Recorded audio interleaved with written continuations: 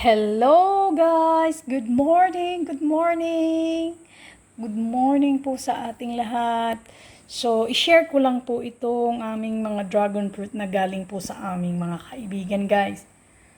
So, ngayong umaga may pumunta po dito na kaibigan namin na nagbigay po ng dragon fruits at saka passion fruits.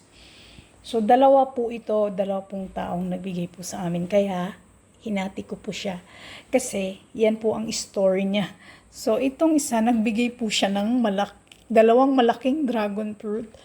At saka, passion fruit na ginagamit nila para sa drinks or for baking or for ice cream flavor. Mga ganyan guys. Para sa mga desserts. And, itong isa naman, nagbigay po siya ng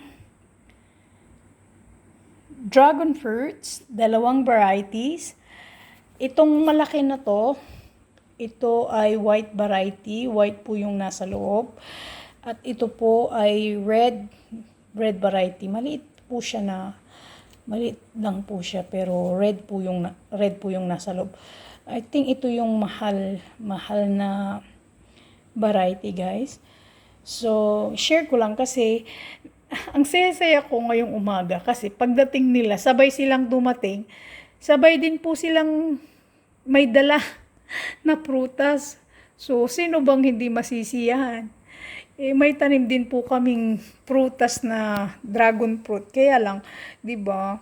Yung effort nila, ma-appreciate mo kasi hindi mo naman ini-expect na magbibigay sila nito kasi may mga tanim nga po kami. So, I'm so happy and grateful na binigyan po kami ng mga prutas na ganito.